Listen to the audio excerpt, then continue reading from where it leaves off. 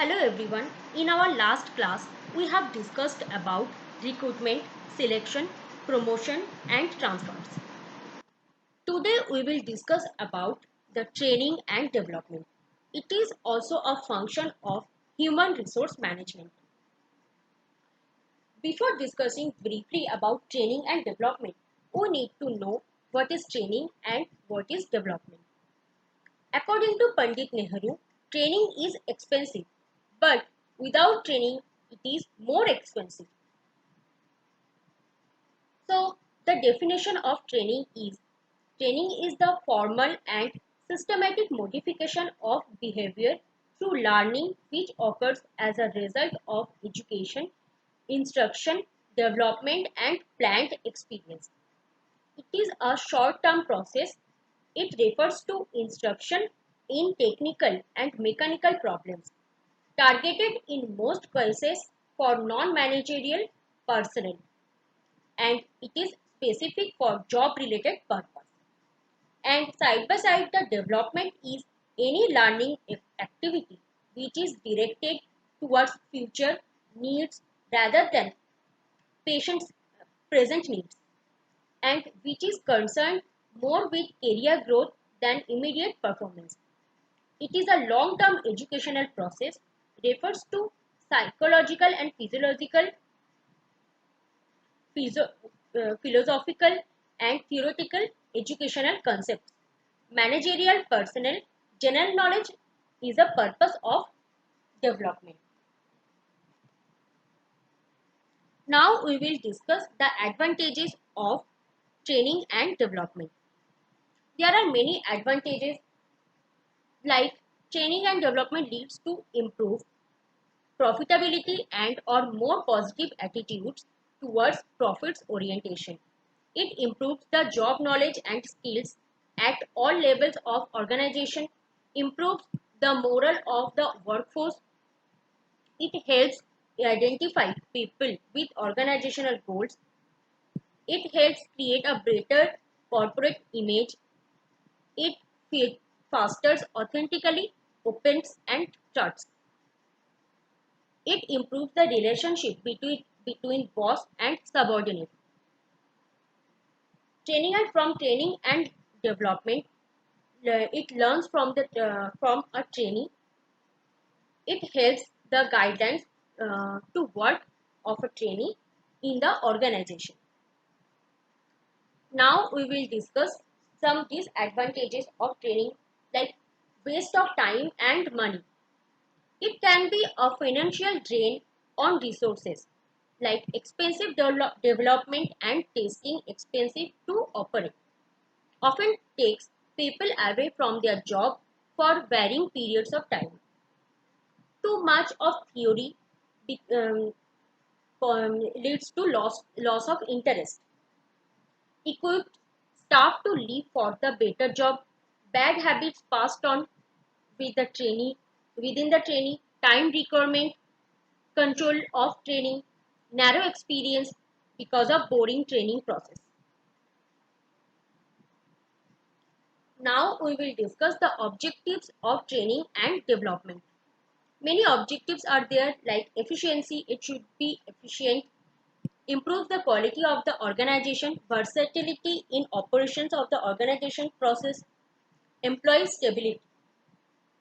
These are all the objectives of the training and development.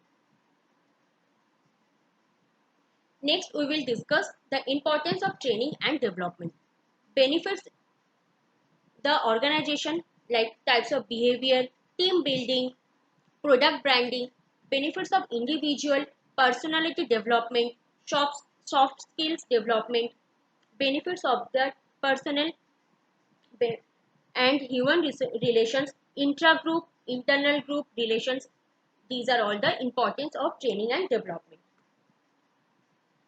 There are many inputs of training and development, like skills, development, knowledge, ethics, behavior. These are all the inputs in training and development. Now we will discuss the training methods. Several training methods are there. First is on the job training. Method by which employees are given hand to experience with instructions from their supervisor or other trainer. Employees are trained at the actual job location. New employee observe the work and then try to imitate. There are drawbacks are also there. The lack of a well-structured training environment, poor training skills of managers, the absence of well-defined job performance criteria. These are all the drawback of this process. Next is job rotation. Workers rotate through a variety of jobs. Advantages of this process allows for flexibility, creates task variety, good training teams are there. Next, apprentice training, a system of training in which a worker entering the skilled trades is given systematic instruction of experience both on the and off the job in the practical and theoretical aspects of the work. There are advantages and disadvantages in this process. Advantages are training is intense and lengthy. It is typically conducted on a one-to-one basis, and disadvantages are length of training is predetermined by trade association, can't be changed to accommodate fast learners. Next is mentoring. A mentor is a guide who can help the mentee to find the right direction and who can help them to develop solution to career issues. A mentor should help the mentee to believe in herself and boost her confidence. Next is internship programs. Internship programs are jointly sponsored by colleges, universities, and other organizations that offer students the opportunity to gain real life experience while allowing them to find out how they will perform in work organizations. Next is lecturers. Lectures, there are many advantages and disadvantages. Advantages are large number of trainees can be taught at once at a time, cost efficient, more effective if training needs is the same across participants. And disadvantages are one-way communication, lack of dialogue, questions and discussions. Not very effective if have different training needs. Audiovisual material advantages, good for capturing student interest after initial investment cost is minimal. Disadvantage, difficult to modify and update material. Initial cost can be quite high. And the last is conferences. There are many advantages and disadvantages for conferences. Conferences can combine lecture and discussion. Can be good when the ratio of trainees to trainers is relatively small. If designed well, there is a great deal of interaction between trainers and trainees and between trainees. Disadvantages are success really depends on motivation and interest of participants. Next, we will discuss about the job training way. There is a way of proper PROPER it to do on the job training. Proper stands for prepare, that decides what employees need to be taught, identify the best sequence of or steps of the training, decide how best to demonstrate these steps, have materials, resources and equipment ready.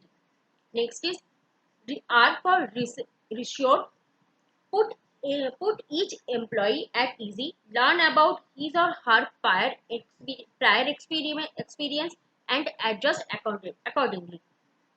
Next, orient, show the employee the correct way to do the job. Explain why it is done this way. Perform, when employees are ready, let them try the job themselves. Give them an opportunity to practice the job and guide them through rough spot. provide help and assistance at first, then less as they continue. Next, evaluate, check the employee's performance and question them on how, why, when and where they should do something. Correct errors, repeat instructions. And R for reinforce and review.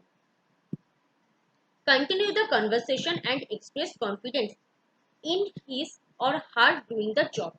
Provide praise and encouragement and give feedback about the how the employee is doing.